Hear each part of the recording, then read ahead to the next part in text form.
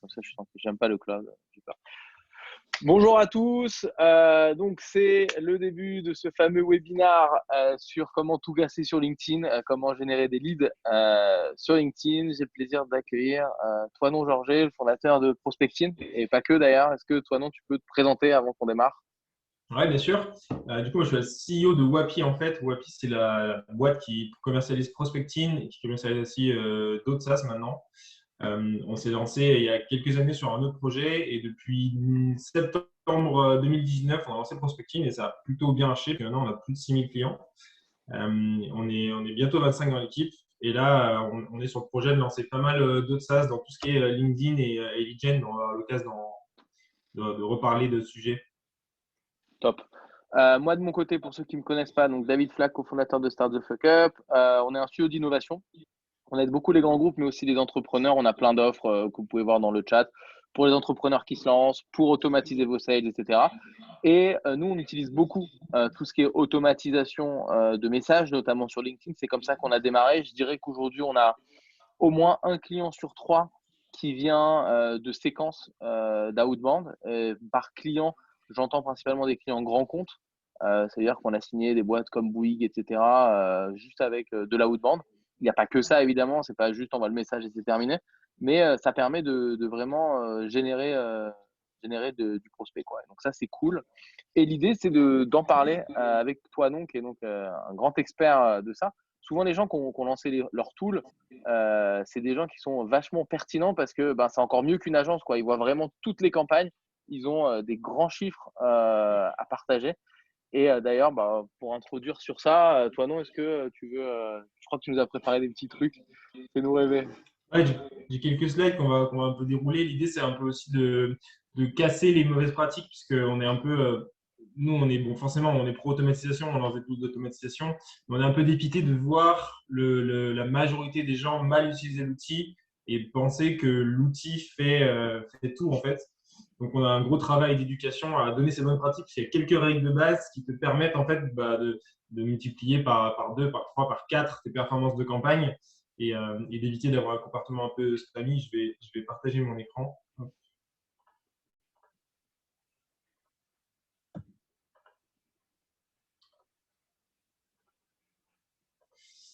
Là, c'est vraiment deux, trois slides qu'on avait vus ensemble, histoire de pouvoir les partager aussi a posteriori.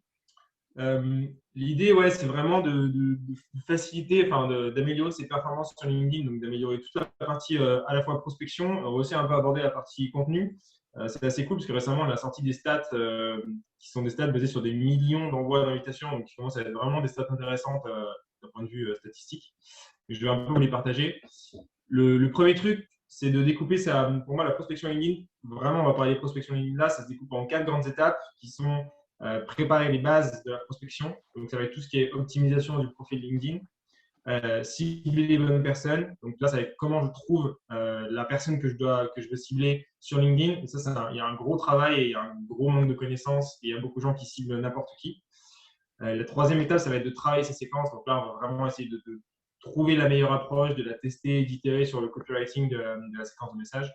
Et ensuite, convertir ces leads en clients. Ça, c'est pas du tout une partie que je vais aborder parce que c'est pas du tout mon expertise. C'est plus une expertise sales, mais c'est l'étape suivante. Là, vraiment, l'idée, c'est de parler un petit peu des 3 premières étapes du funnel. Et ensuite, on va dire qu'une fois que le prospect a répondu et qu'il est intéressé, là, c'est plus le travail du sales. Et du coup, c'est pas le nôtre parce que moi, j'ai pas du tout d'expertise sales. Vraiment, c'est parti. Comment on suscite l'intérêt. On va aller trouver la bonne personne avec le bon message et faire en sorte qu'elle te réponde et qu'elle dise ça m'intéresse, je veux un call, je veux une démo, je veux aller plus loin avec la proposition de valeur que tu m'as mise en avant. Est-ce que tu veux que je dépile un petit peu ces Ouais, trucs-là ou tu veux aborder des questions? Non, vas-y, je te laisse faire. Après, j'aurai 1 milliard de questions, t'inquiète. Ok, cool. Bon, du coup, sur la partie préparer les bases, il y avait plusieurs choses. Bon, déjà, c'est des concepts marketing généralistes, c'est-à-dire connaître son persona, qui on veut cibler, c'est assez fondamental. Connaître sa proposition de valeur, donc qu'est-ce que vous vendez et surtout quel problème ça résout. Donc ça, c'est assez fondamental dans la prospection. On a beaucoup, beaucoup de gens qui viennent mettre en avant leurs produits et leur entreprise. Alors que la première chose, c'est de mettre en avant le problème que tu résous. Qu'est-ce que tu solves comme problème et en quoi tu vas être utile à ton prospect. Toute la partie vraiment profil LinkedIn, je vois beaucoup de gens qui prospectent avec des photos qui ne sont pas pro. Il faut construire son profil LinkedIn vraiment comme une page, comme une landing page, comme un site avec la proposition de valeur. Donc vraiment, qu'est-ce que vous faites? Mettre en avant en quoi vous êtes la bonne personne et avoir un profil qui donne envie. Donc, une partie un peu visuelle, c'est pas facile. Parce que sur LinkedIn, LinkedIn ne te donne pas beaucoup de marge pour mettre du visuel et pour rendre ça sympa. Donc, il faut bosser un petit peu sur la partie emoji, aérer le contenu, tout ce qui va être photo de couverture, photo de profil. Ça aussi, on pourra revenir dessus. Bien sûr, il y a des bonnes Alors, pratiques. ouais, Ouais, vas-y. pour rebondir là-dessus, ouais. Ça, pour le coup, dans préparer les bases, c'est vraiment en gros réussir à transmettre les valeurs de ta boîte et le ciblage. Parce que typiquement, nous, on s'appelle Start the Fuck Up. Il y a fuck dans le nom, c'est un nom que tu n'oublies pas, quoi. Et on bosse avec des grands comptes. C'est un de nos différenciateurs. Et je pense que c'est important quand vous faites votre stratégie de boîte de pas hésiter à être clivant parce que ça permet d'exister surtout dans un univers très concurrentiel comme le nôtre. Ça fait partie de notre différenciateur. Donc, assumer que ce soit un truc un peu start-up comme nous on a, ou que ce soit des codes beaucoup plus classiques, mais assumés jusqu'au bout, quoi. De manière générale, je vais revenir dessus, mais il y a un pilier assez important pour moi, c'est l'aspect originalité, ou en tout cas en quoi tu te distingues des autres. Aujourd'hui, si tu es consultant en marketing, ça ne veut rien dire, ça veut tout dire. Si tu vas commencer à prospecter des gens, qu'est-ce qui fait que, par rapport à 10 autres, 10 autres consultants en marketing, qu'est-ce qui fait que le prospect en face, il va travailler avec toi? Quelle est ta différenciation? Qu'est-ce qui te rend unique? Ça, c'est assez fondamental. Et de manière générale, dans toute l'approche, dans toute la prospection, on va essayer de comprendre et de mettre en avant ce qui nous rend unique, quitte à voilà, créer une marque, s'inventer quelque chose qui nous différencie Ok. des autres, qui nous rend un peu clivant. Le but, c'est pas de plaire à tout le monde, ça n'arrive jamais. Et j'ai presque envie de dire l'inverse. Le but, c'est que si personne vous déteste, c'est que vous avez raté quelque chose. Parce que ça veut dire que vous êtes pas assez clivant, vous êtes trop mou, quoi. Il faut y aller, il faut piquer un petit peu. Comme ça, il y a des gens que il y a des gens que ça va toucher et qui vont vous suivre. Et il y a des gens qui vont vous détester. Et ça va vous permettre de créer une attirance sur certains prospects. Et quand vous aurez trouvé ces prospects-là et ceux avec qui vous voulez travailler, et que vous avez trouvé le message qui les percute et qui fait que ils ont pas l'impression de parler au 10e consultant marketing de la journée, mais à vous, avec votre proposition de valeur et votre aspect différenciant, là, vous avez beaucoup plus de chances de convertir. Ensuite, la deuxième partie, c'est cibler. Alors, je voudrais juste dire un petit truc avant que toi t'en parles, mais ce qui est vachement important dans le ciblage, enfin, moi, c'était l'exemple que j'aime bien donner, c'est de dire, si tu viens parler à un plombier et que tu dis bonjour, j'ai créé un produit spécialement pour les plombiers, créé avec des plombiers et on bosse avec 250 plombiers, est-ce que tu as envie de me donner un call pour que je t'explique ce que c'est? Tu as beaucoup plus de chances que la personne te dise, bah ouais, tu vois, c'est logique, que si tu dis bonjour, j'ai créé un outil marketing à destination de tout le monde. Et en gros, enfin, je donne cet exemple-là pour moi, c'est ça la clé du ciblage, en fait.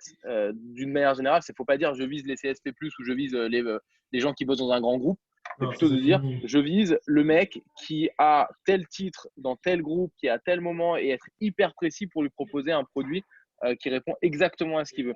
Et ça, je trouve que ça peut se décliner dans les campagnes, et plus tu es précis dans ta campagne, plus tu es personnalisé, plus tu as de chances que le mec réponde. Et du coup, la difficulté, ça va être de placer le curseur entre d'un côté automatisé et d'un autre côté personnalisé. Si tu personnalises trop, c'est C'est trop ça. chronophage et c'est pas forcément rentable. Et si tu automatises trop et que tu fais dans de la grande masse et que juste tu cibles tous les mecs qui ont écrit CEO dans leur groupe, bah, tu seras trop large et tu seras le fameux mec qui va t'envoyer le message que tu lis même pas en disant bonjour, j'aide les entrepreneurs à gagner plus d'argent. Tu ne réponds jamais à ce gars-là parce qu'en fait, tu dis ok, encore C'est un ça. charlatan, je sais pas d'où il sort. Et pour moi, j'ai l'impression, en tout cas, nous, on a beaucoup travaillé là-dessus, mais c'est vraiment ce choix-là qui est difficile à faire. Et je pense qu'il faut, et je pense que c'est ce que tu allais dire, mais avant d'automatiser, vraiment le taper à la main, quoi. Ouais, Cibler à la ouais. main et regarder ce qui répond bien. Vas-y, je te laisse Ça, parler. c'est sûr. Ça, c'est sûr. Non, non, mais ça, je suis d'accord avec toi, c'est sûr. Avant de commencer à automatiser, il faut commencer par prospecter manuellement, tester des choses un peu à la main pour comprendre ce que c'est, en fait. Parce que quand tu automatises, l'automatisation abstrait toute une partie du process, en fait. Et l'idée, c'est d'abord d'avoir compris comment marche ce process, comment il fonctionne. Et ensuite, quand tu as les bonnes bases, là, tu automatises. Et l'automatisation, c'est juste le passage à l'échelle d'une bonne pratique, d'une bonne approche, d'un bon ciblage. Et c'est ce qui va te libérer du temps ensuite. Il y a aussi une grosse erreur que les gens font, c'est de penser que l'automatisation sert juste à cibler plus de gens, alors qu'en fait, l'automatisation te sert à te libérer du temps pour passer plus de temps sur la qualité de tes séquences, sur la qualité de ton ciblage. Parce que si tu fais pas toute cette partie manuelle, ben, en amont, tu vas pouvoir avoir plus de temps pour faire ton ciblage. Ensuite, sur la partie ciblage, il y a pas mal de choses à savoir, parce qu'en fait, LinkedIn, du coup, c'est 700 millions d'utilisateurs qui renseignent des infos super, super précises. Donc, vous avez moyen d'avoir ce qu'on appelle la granularité, c'est-à-dire je peux cibler les CEO des entreprises de moins de 50 personnes dans la sidérurgie à Paris, quoi. On a vraiment un niveau de granularité qui est intéressant. Et il y a aussi deux choses il y a deux types pour moi de ciblage. Tu as le ciblage dont tu parles, qui est vraiment un ciblage basé sur les infos fournies par l'utilisateur. Donc, ce sont des infos qui sont assez statiques et qui sont assez génériques. Et ensuite, tu as le ciblage que moi j'appelle plus basé sur de la donnée comportementale, c'est-à-dire aller chercher des prospects qui ont, non pas basé sur le profil CSP, ou CEO, etc., mais basé sur avec qui ils ont interagi sur LinkedIn et qu'est-ce qu'ils ont fait sur LinkedIn. Exemple tout bête, mais là tu viens de faire un post qui a fait 300 personnes, 300 commentaires pour mettre en avant un webinaire sur la prospection LinkedIn. Donc toi, si tu es consultant et que tu accompagnes des boîtes dans la prospection LinkedIn, je ne parle pas de toi du coup, mais une des personnes de l'audience, elle a tout intérêt à aller récupérer les gens pour commenter le post automatiquement et les mettre dans une séquence pour dire « Hey, j'ai vu que tu avais commenté le post de David sur le webinaire prospection LinkedIn. Il se trouve que nous, on accompagne nos clients en prospection sur LinkedIn. On peut vous aider à mettre en place les bonnes séquences. » Et là, tu as un ciblage où peut-être qu'en fait, dans ces gens, tu as une hétérogénéité de profils. Tu as des CEO, des consultants, des freelances, tu as potentiellement plein de profils différents que tu n'aurais pas pu cibler via une recherche classique parce que ça aurait été très dur de les trouver. Et là, tu vas les trouver sur une donnée comportementale, c'est que tu as 300 personnes hyper qualifiées qui s'intéressent à prospecter sur LinkedIn. Donc, c'est hyper quali comme ciblage. Tu pousses les gens à me pirater là. Non, pas à pirater, mais disons qu'il y a pas mal de gens qui rigole, utilisent cette technique du lead magnet. Et en fait, c'est une opportunité parce que si tu repères quelqu'un sur ton secteur d'activité qui a un bel engagement sur ce genre de lead magnet, tu vas pouvoir récupérer cette base de prospects très facilement et l'utiliser à ton avantage pour faire ton ciblage sur ton domaine. Ouais, c'est de bonne guerre. Je suis d'accord. Est-ce que tu as d'autres slides à partager ou pas? Ouais, j'ai quelques autres slides, mais du coup, je défile un peu juste la grande logique. Donc là, on a parlé un peu du ciblage rapidement. De toute façon, on va revenir en détail un peu sur tout.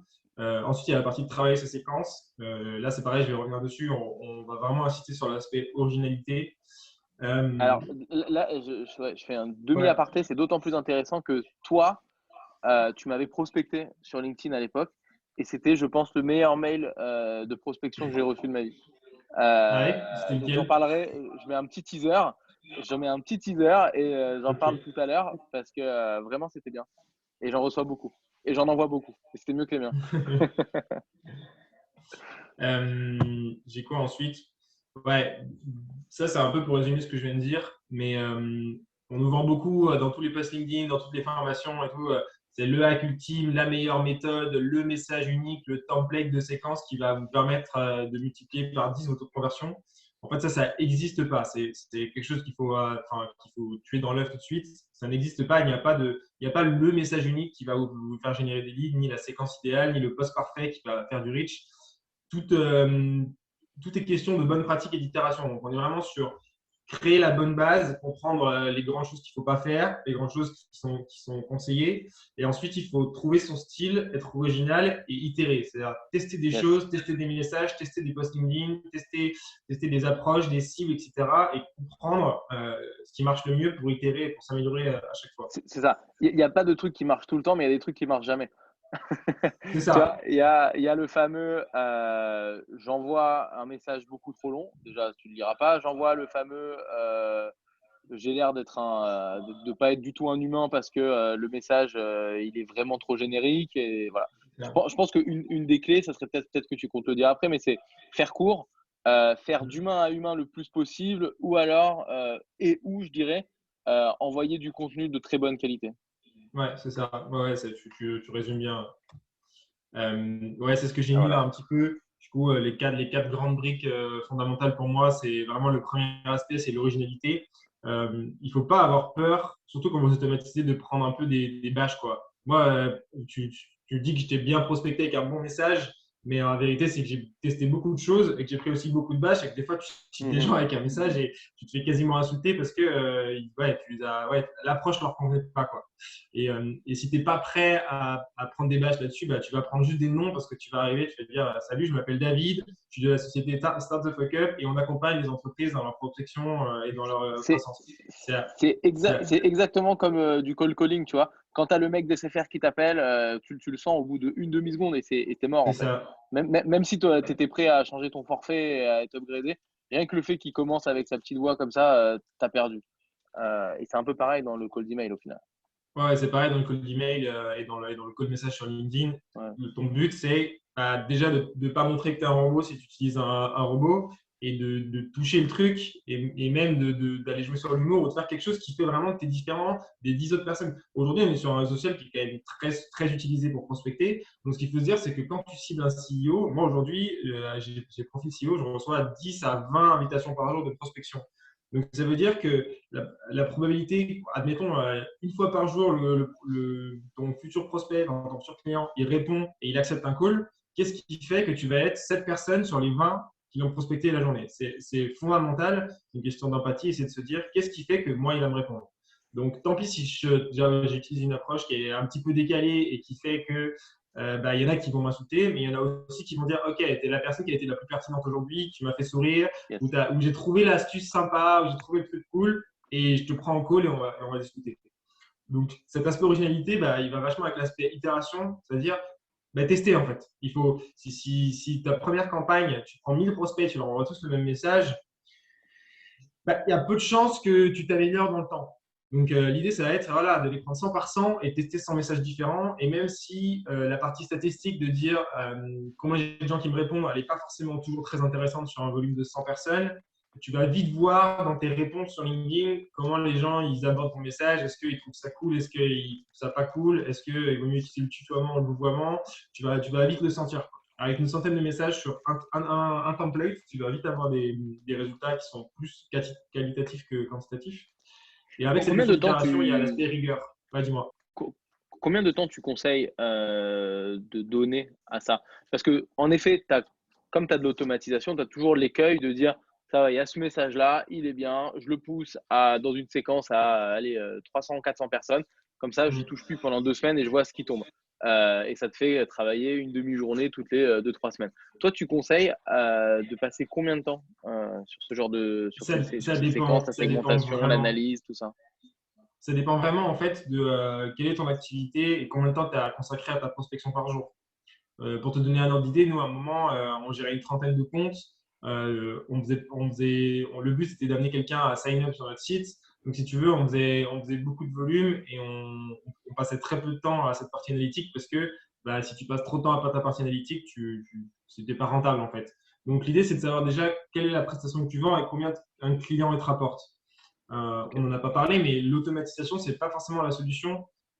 Si ton client, moi je dis souvent, si tu as moins de 500 prospects potentiels sur LinkedIn, tu n'automatises pas parce qu'en une semaine, tu les auras contactés et tu n'auras pas de deuxième chance.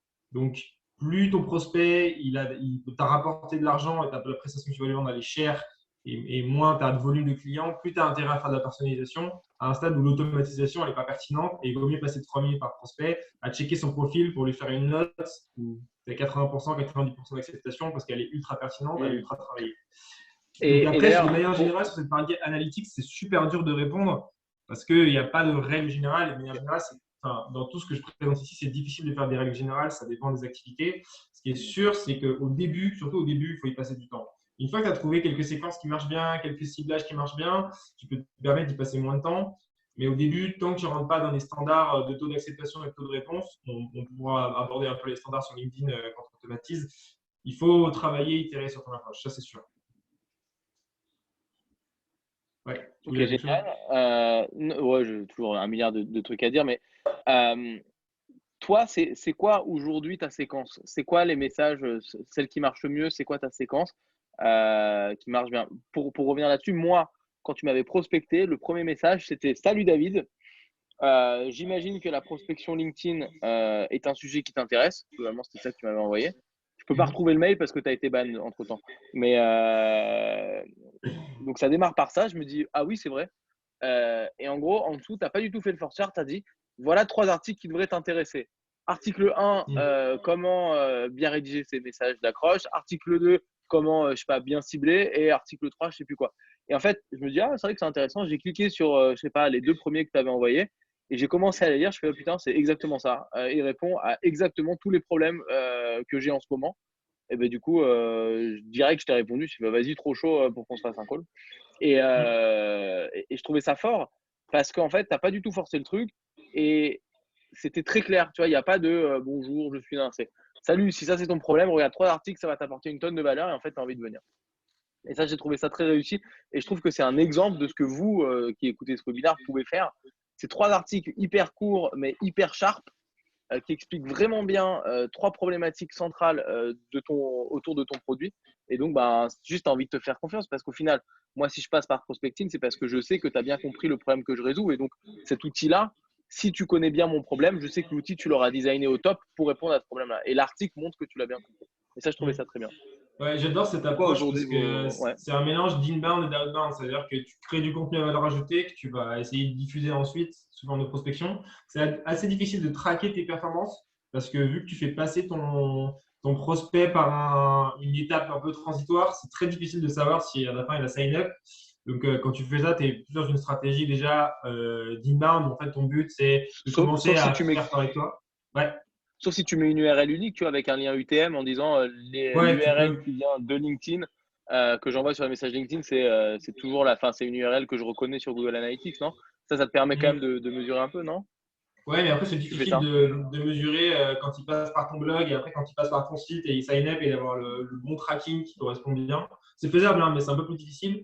Yes. Surtout que tu es sur une approche outbound qui est plus de long terme. C'est-à-dire que ce que tu veux pas, tu cherches pas forcément à ce que ton prospect il sign up sur ton produit ou il arrive sur ton produit tout de suite dans une approche de je vais t'envoyer un contenu. Peut-être tu vas cogiter un petit peu, puis dans quelques semaines, au moment où tu t'apprêtes à lancer la prospection en ligne, tu vas venir sur mon produit et tu vas checker un peu plus en détail. Et tu n'es pas du tout dans la même approche de dire mon but, c'est qu'à la fin de mon message, il clique sur l'URL et il sign up. Mmh. Donc, c'est un peu Ok. différent. C'est sûr que ça marche bien. Et de manière générale, c'est pas très commercial comme approche. En tout cas, la personne en face, si le contenu il est pertinent pour son ciblage, donc il y a toujours une question de ciblage. Hein. Si le contenu est pertinent, donc là, il y a un gros travail à faire du contenu qui est pertinent, qui correspond à la personne que tu cibles et qui lui apporte de la valeur. C'est vachement intéressant parce qu'au pire, la personne, quoi, tu lui as envoyé 2-3 articles qui ne l'intéressent pas. Bon, tu n'as pas essayé absolument de lui forcer un truc et elle va potentiellement apprécier cette approche. Donc, ça marche assez bien. Ce qui marche très bien aussi, c'est tout ce qui est question ouverte. Une astuce qui est vraiment top, que moi j'ai beaucoup utilisé aussi, c'est de contacter des gens sur un sujet et de leur dire que tu cherches à comprendre leurs problématiques et que tu écris un article pour traiter cette problématique. Un exemple, je vais prospecter tous les consultants en marketing et je vais leur dire salut, voilà, je travaille sur une petite case study pour déterminer le top 5 des problématiques rencontrées sur LinkedIn par les consultants en marketing. D'après toi, c'est quoi les plus gros problèmes que tu rencontres aujourd'hui sur LinkedIn? Et en fait, tu as des taux de réponse qui sont vraiment très intéressants. Donc là, c'est beaucoup plus chronophage à gérer parce que tu n'as pas une marque d'intérêt de ton prospect qui est je vais tout de suite acheter ton produit, ça m'intéresse. Mais par contre, pour avoir de la réponse et engager la conversation, c'est ce que tu vas faire de plus efficace. Et là, tu as un taux de réponse qui sont vraiment très, très, très intéressants. Et ça, si tu as le temps et si ton prospect final, le but, c'est de créer une relation avec lui et pas juste de lui pousser ton produit le plus fort possible, ça, c'est une approche qui marche très, très bien. Ça marche. Vas-y, je te laisse défiler les slides parce que les chiffres, ça intéresse tout le monde, je pense. Les quelques Ouais, chiffres clés là. j'ai 2 slides sur les chiffres, qui sont les chiffres que nous, on a sortis de Prospecting et de Podawa. Et une question qui se pose souvent, c'est avec ou sans note d'invitation.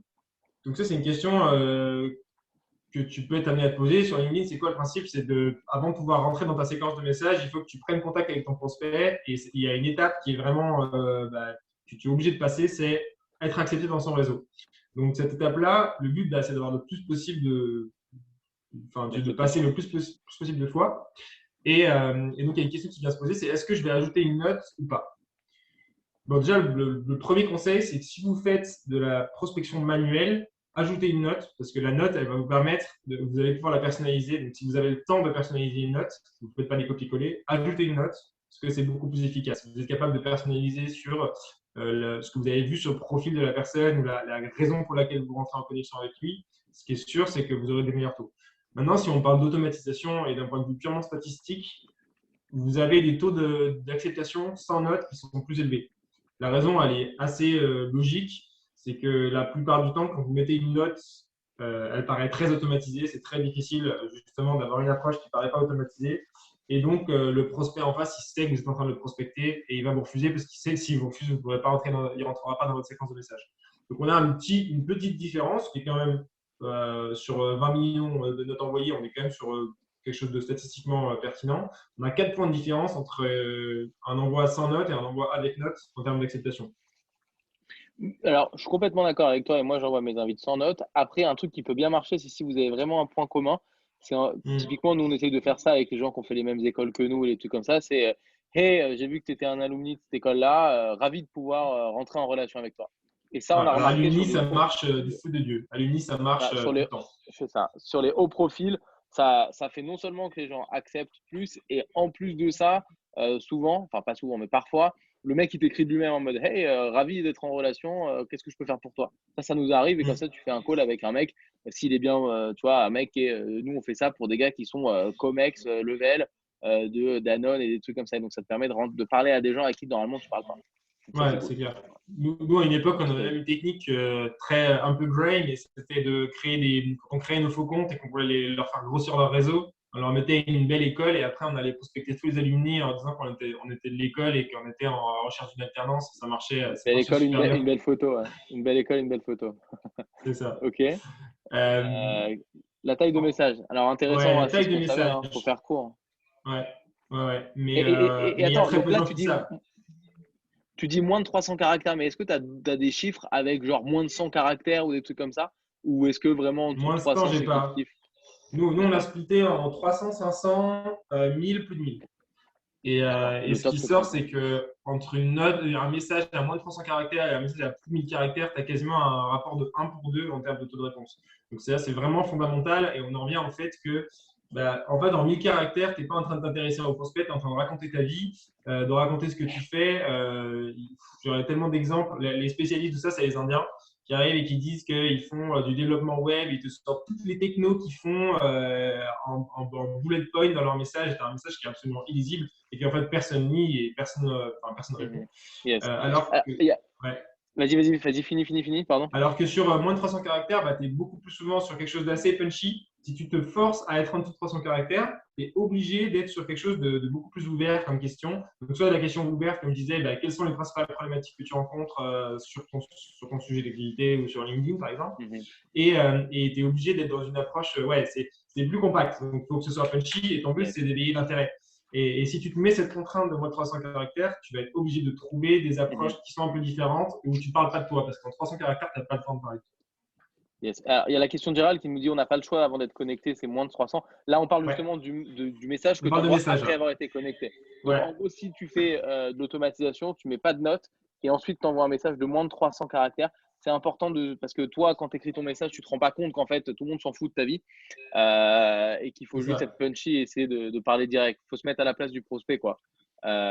Lui, il a juste envie d'avoir de la valeur, il n'a pas envie juste qu'on lui prospecte la gueule et il a envie de comprendre pourquoi il te donnerait un call alors qu'il ne s'est pas quitté.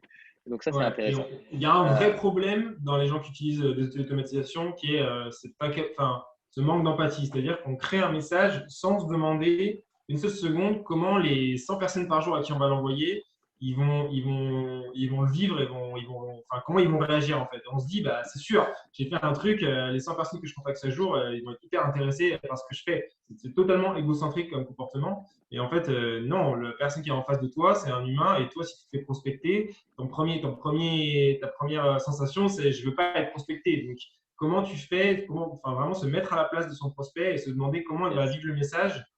Et ça, c'est quelque chose qui marche dans la prospection en ligne et qui marche aussi sur le contenu. C'est-à-dire, si tu fais du contenu auto-promo, tu parles que de toi, ou tu fais du Yes. contenu peu engageant, en fait, tu vas pas avoir de portée. Là, on arrive à la moitié du webinaire quasiment, donc c'est le Ouais. moment du petit cadeau de la mi-temps. Je crois que Tonon, tu nous as préparé un petit code promo, non? Ah ouais, j'ai le Quand code les gens promo. ils sont là. Je peux vous le mettre Attends, quand pendant même. que les gens ils sont là, je peux vous le mettre en conversation. Comme ça, les gens, ils sont pas venus pour rien, quoi. Euh, Ouais, c'est sûr. on va vous mettre un petit code promo prospecting, comme ça, c'est cool. Et vu que le temps qu'il envoie ça, moi, je fais ma petite pub. Nous, on fait des offres d'accompagnement quand vous lancez votre boîte, d'accompagnement pour automatiser vos sales en utilisant du prospecting et aussi du cold emailing, etc. Et voilà, on a des podcasts, on a plein d'outils sur plein de trucs de fou sur notre site. Passez dessus. Voilà. Et nos programmes, ils sont souvent financés par les OPCO, par le CPF. Donc, souvent, ça vous revient pas cher. Si ça vous intéresse, allez sur le site. J'arrête la promo, mais stfu.pro, il y a Ah, plein de c'est bon. trucs qui peuvent vous aider. Et le Je petit vous ai code laissé un code promo de STFU25, 25% 25%. sur, C'est énorme. sur tous nos plans et tous nos produits. Donc, vous avez tous les produits Prospecting, Podawa et le petit nouveau qui est sorti hier. On n'a pas encore communiqué dessus, mais qui est assez complémentaire à Prospecting et qui vous permet de mettre vos extensions en cloud en 3 minutes et donc de faire tourner n'importe quel compte LinkedIn avec Prospecting ou un autre outil d'automatisation qui fonctionne sous forme d'extension direct dans le cloud. C'est beau. Et juste pour finir sur Prospecting, comment ça marche Prospecting? Pour ceux qui ne savent pas, c'est un plugin Chrome tout con. C'est l'outil le plus simple du monde à utiliser. Voilà, on arrête la pub. Vous avez compris. Et on reprend sur ce qu'on disait. Donc, combien de messages? Ça m'étonne Ouais. que tu te sois arrêté à 3. Nous, par exemple, quand on fait des séquences, on aime bien mettre le maximum jusqu'à ce que la personne nous réponde, quoi. Euh, un peu Mais justement, forceur. j'ai les Mais stats sur plus. Là, j'ai un peu agrégé les stats. Mais en fait, ce qu'il faut retenir aussi de tout ce qu'on dit ici, c'est que souvent, le plus simple, c'est ce qui marche le mieux. Donc, une question ouverte, ça marche mieux. Et une séquence assez courte, ça marche mieux, entre guillemets. C'est-à-dire que nous, statistiquement, on a un peu regardé nos séquences et 90% des réponses dans des séquences se font dans les 2 premiers messages. Donc, il n'y a que 10% des réponses sur une séquence, par exemple, de 5 messages. Il n'y a que 10% des réponses qui sont après le deuxième message. Et tu as même 97% des réponses qui sont dans les 3 premiers messages. Et on ne parle pas, de la positivité ou négativité des réponses. Ça veut dire que probablement, ouais. il y a plus de 3 messages, tu as aussi beaucoup plus de réponses de négatives, des gens qui en ont marre. Donc, nous, on conseille vraiment d'utiliser des séquences courtes, 2-3 messages de relance max. Et en fait, avec des approches un peu punchy, un peu plus punchy, et se dire que bon, le but, c'est pas de spammer ton prospect. Déjà, s'il est rentré dans ta séquence de messages, c'est assez intéressant parce qu'il est rentré dans ton réseau LinkedIn. Et là, ça va être la deuxième partie un peu du webinaire qui est créer du contenu sur LinkedIn et se dire que si dans ton réseau, maintenant, bon, tu n'as pas réussi à l'avoir avec ta séquence de messages outbound, mais par contre, si tu commences à créer du contenu LinkedIn, tu as beaucoup plus de chances d'apparaître dans son C'est fil ça. d'actualité et donc peut-être de le convertir d'une autre manière.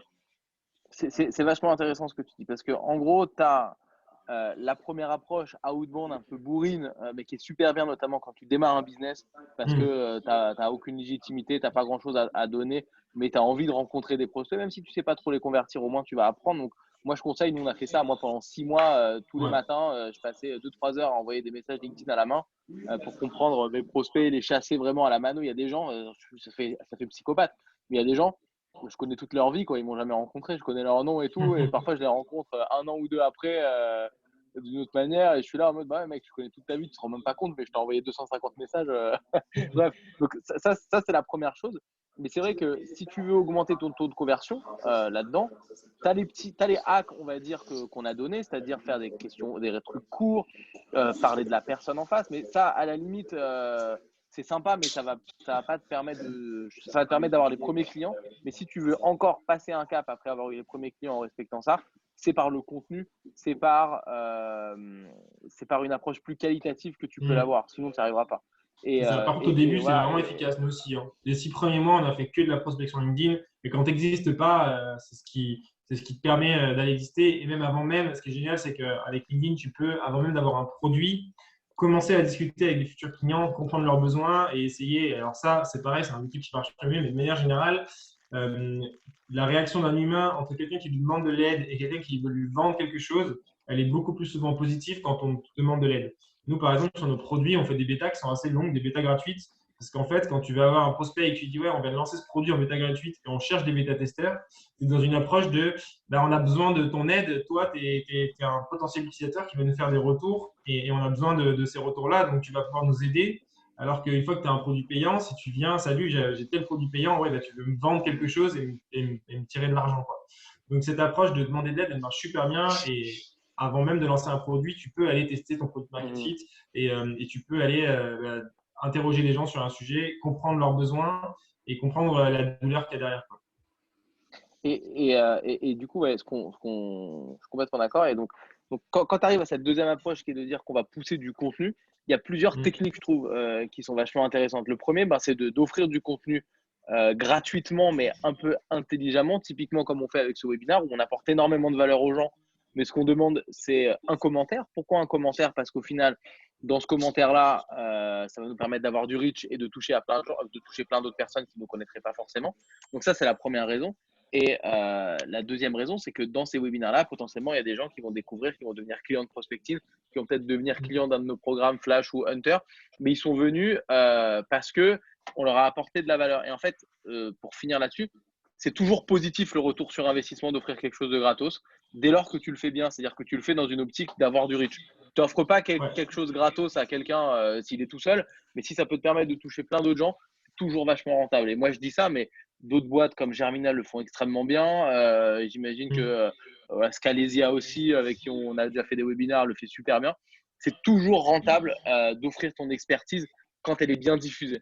Voilà, Je c'est pense vraiment même quelque chose. que plus que jamais, le contenu un peu inédit et à très forte valeur ajoutée, c'est ce qui va, en tout cas dans l'année 2021, faire plus la diff parce qu'aujourd'hui, Complètement. les 5 meilleures pratiques pour prospecter sur LinkedIn, c'est du contenu tu peux trouver quand même assez facilement et qui est accessible un savoir que beaucoup de gens Mhm. possèdent, alors que typiquement aujourd'hui, nous, on travaille beaucoup sur cette partie statistique parce qu'en fait, personne d'autre, à part LinkedIn et d'autres outils d'automatisation qui ne partagent pas ces données-là, ont ces données que je vous présente ici, qui sont vraiment des données analytiques, statistiques.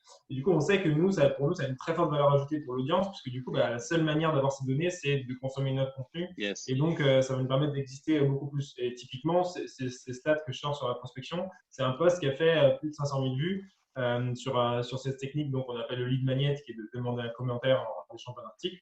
Et, et en fait, ben voilà pourquoi, parce que Yes. c'est un contenu que les gens veulent et on est les seuls à pouvoir le proposer. Et donc, on va exister comme ça, Ah. quoi.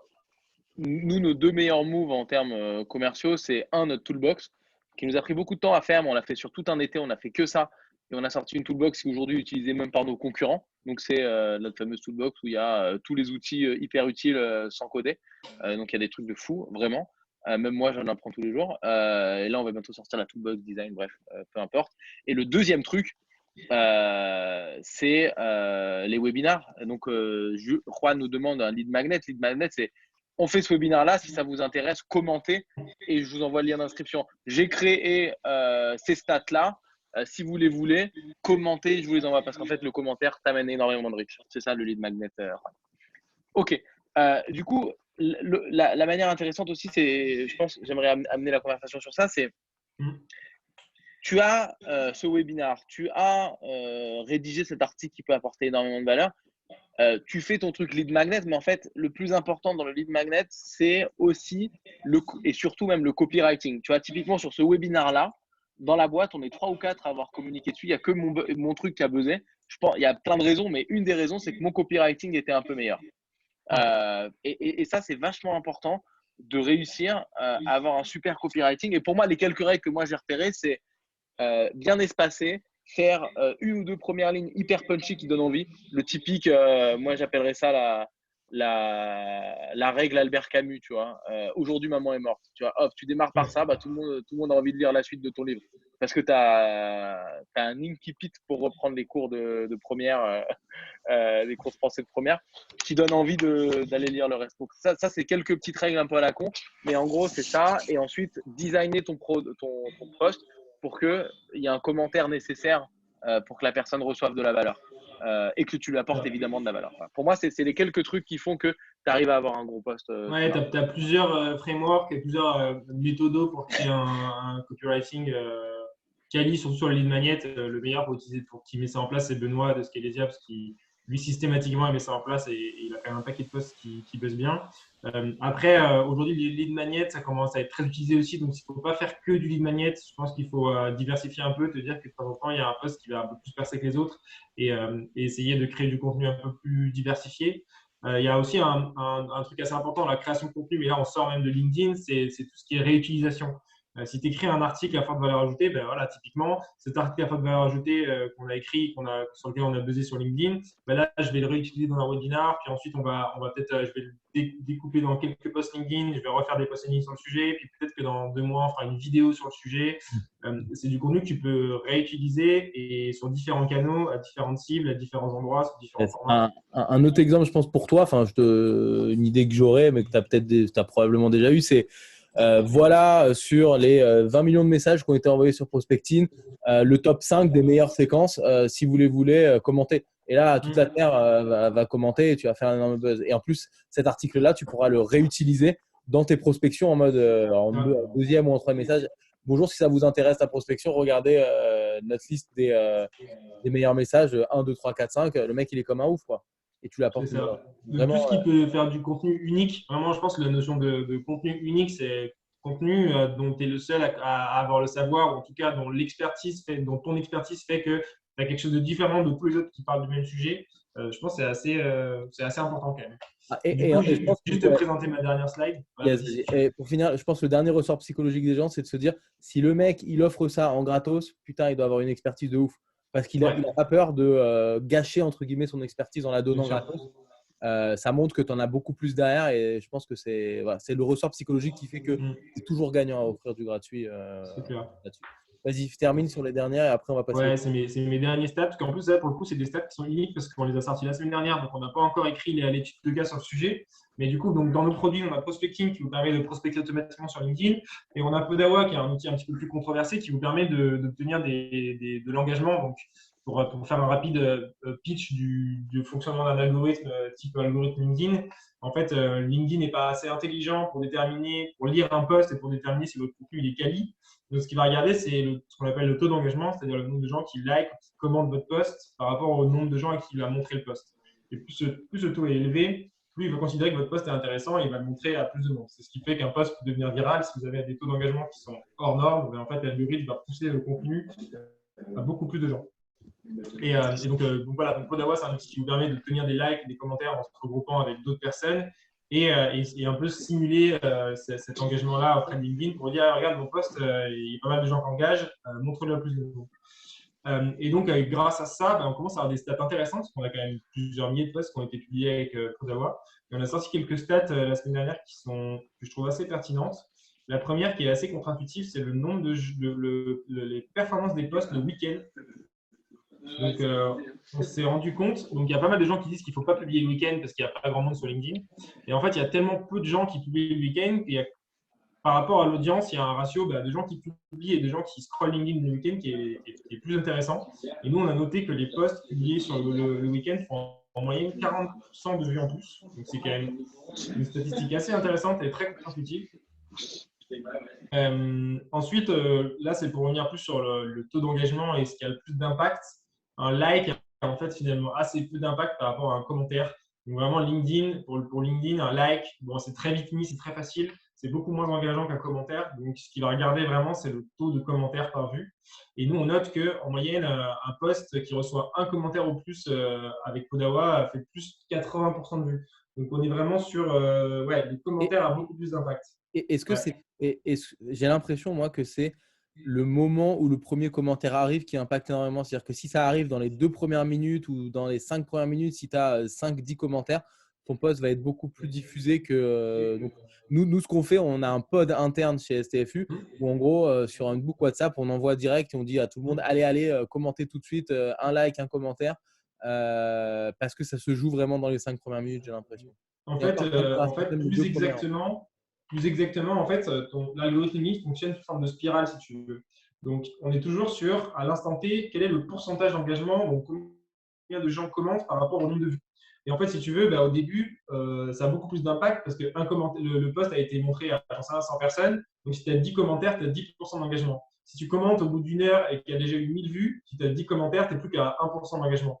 Et donc, en fait, c'est ce taux qui est important.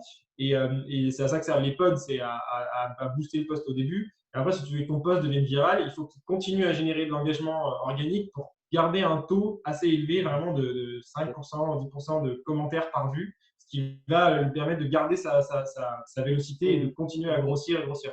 On est vraiment sur une boucle, en fait, une sorte d'escargot où plus il y a de contenu, est-ce que le fait de commenter sur les commentaires pour le mec, pour l'auteur, ça sert à quelque chose ou pas? J'ai pas de stats encore dessus. D'intuition, ça a un petit impact, qui est le sous-commentaire a un petit impact, mais on n'est pas au-delà de 10 ou 20%. Okay. Mais on n'a pas encore sorti les stats dessus. Psychologique des gens qui voient ah putain il y a déjà 50 commentaires alors qu'il y en a 25 qui est du même mec, mais du coup je peux commenter, tu vois, peut-être j'ai une validation par mes pairs que j'ai le droit de commenter. Okay. Ouais, je pense qu'il y a un biais psychologique là-dessus, ouais, c'est sûr. Et en effet pas de lien sortant, ça c'est connu, ouais, ça nique le rythme. Ça c'est rythme. quelque chose qui est assez connu quand même, qui est assez quand tu postes sur LinkedIn.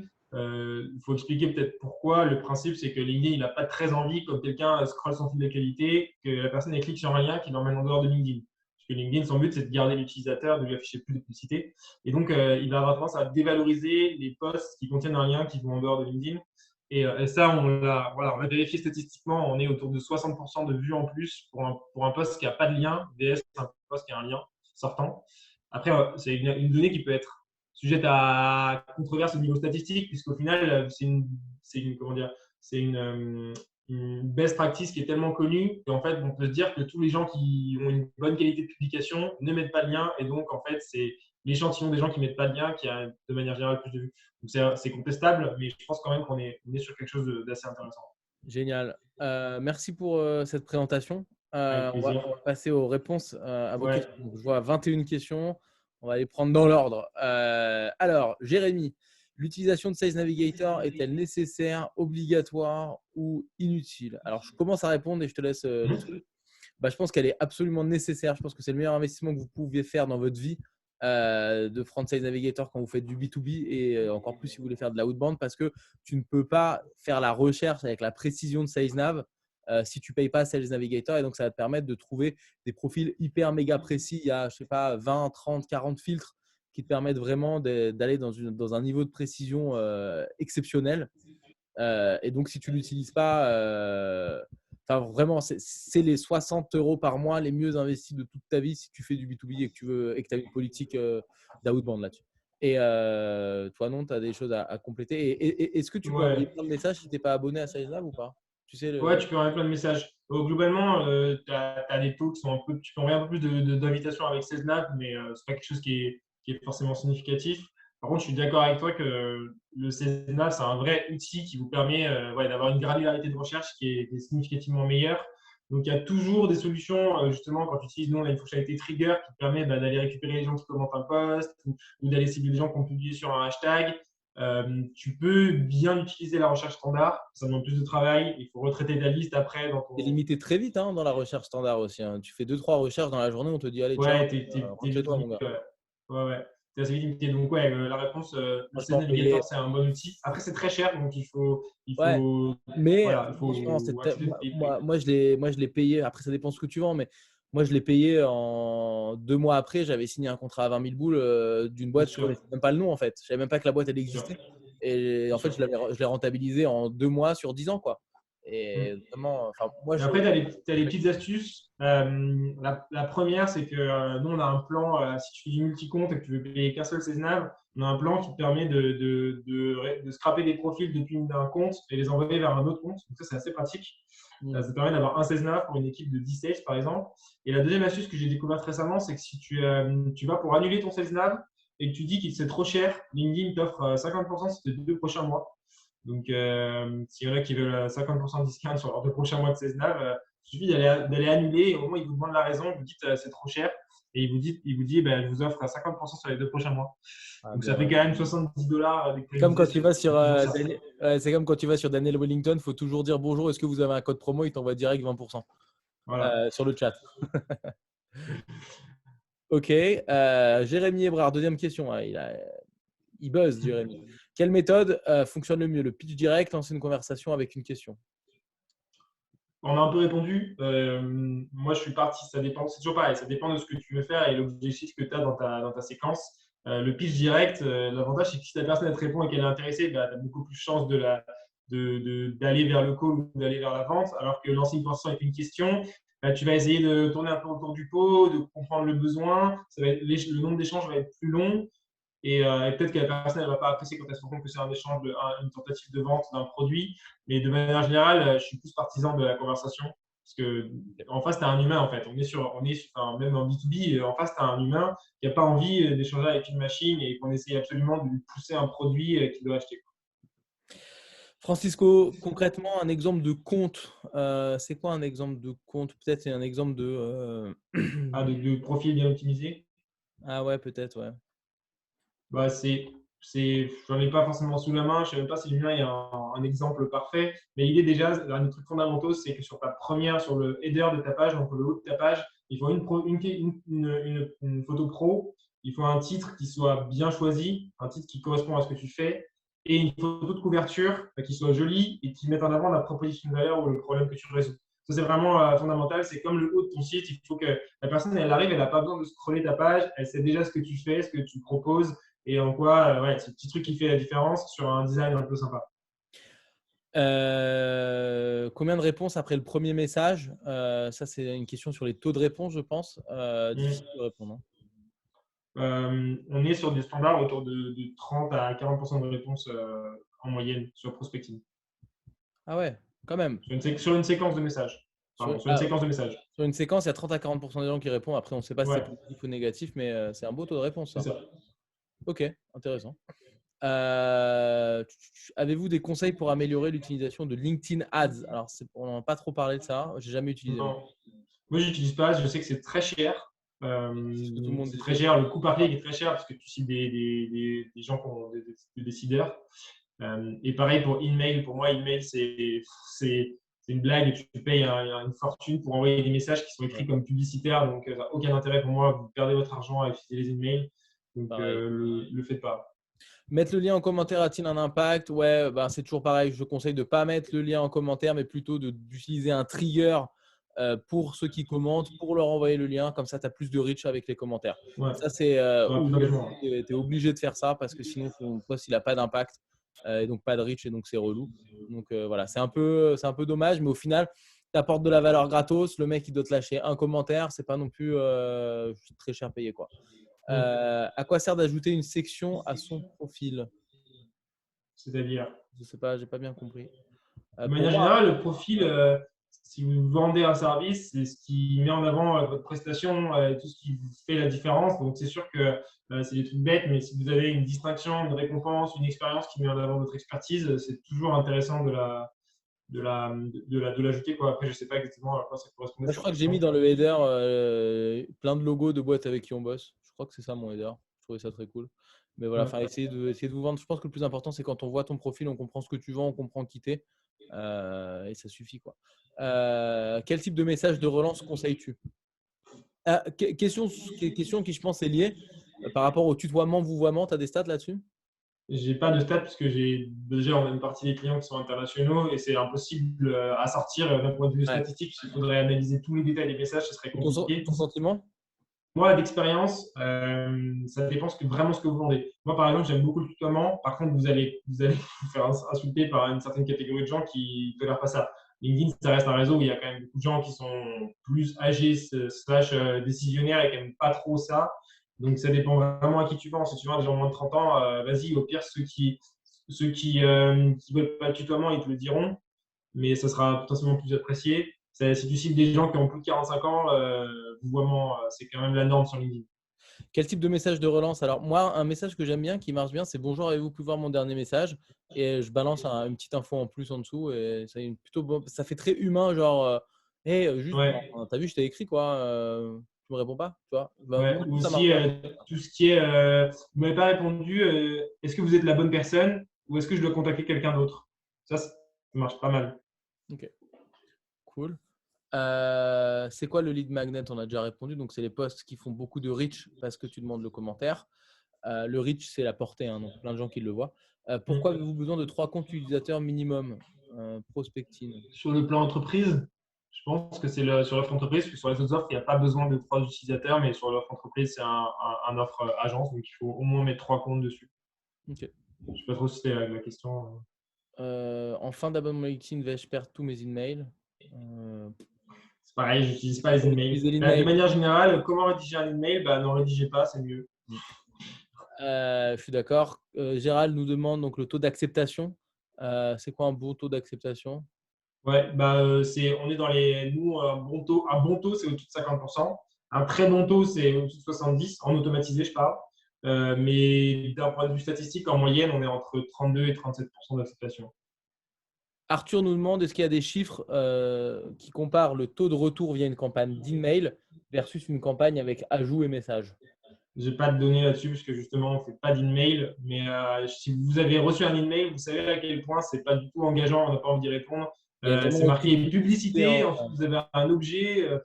Et les messages sont encore plus mauvais que les messages envoyés avec prospecting ou avec des outils d'automatisation. Donc, à mon avis, on est bien meilleur sur un ajout de message. Et c'est moins cher. Yes. Peux-tu nous montrer une séquence? Est-ce que voilà, c'est la question que je t'avais posée, tu n'as pas vraiment répondu, mais est-ce que toi, tu peux nous donner ta séquence qui marche bien en ce moment? Moi, Rapido. je prospecte plus en fait. Je prospecte plus parce que ça apporte pas assez de volume pour moi. Donc, ça fait un petit moment que je fais plus vraiment de séquences. De manière générale, si on doit résumer, question ouverte ou envoyer du contenu direct en premier message après une invite sans note.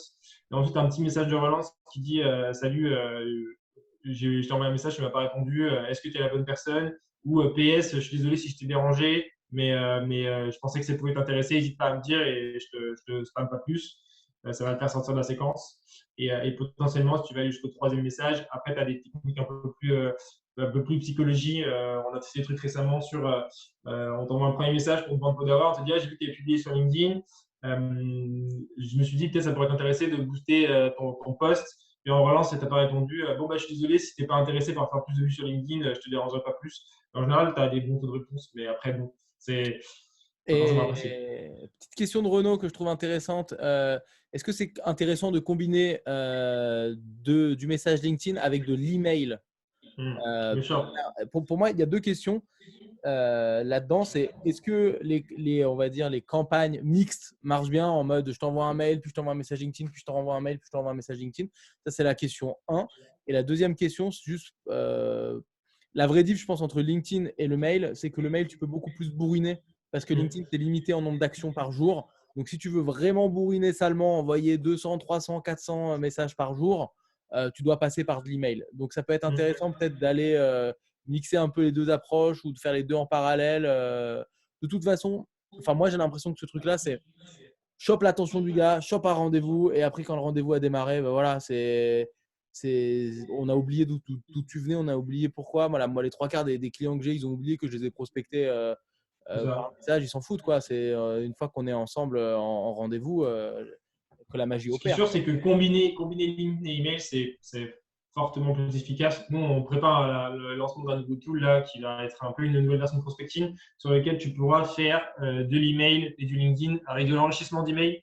Donc, une partie LinkedIn avec une surcouche email et l'idée de faire des séquences où tu touches tes prospects sur email, LinkedIn, parce qu'on sait que tu as des taux qui sont vraiment plus intéressants. Et de manière générale, si en plus tu ajoutes une couche création de contenu, en fait, ton but, c'est d'exister auprès de ton prospect, de mettre en avant ton expertise, donc d'aller le toucher sur différents points et si possible de rentrer dans son fil d'actualité pour lui mettre en avant que tu existes. Et pour qu'au moment où au moins il cherche une solution équivalente à ce que tu proposes, il se dit ah oui, mais j'ai vu son post LinkedIn, ah oui, il m'avait prospecté et il te retrouve. Yes.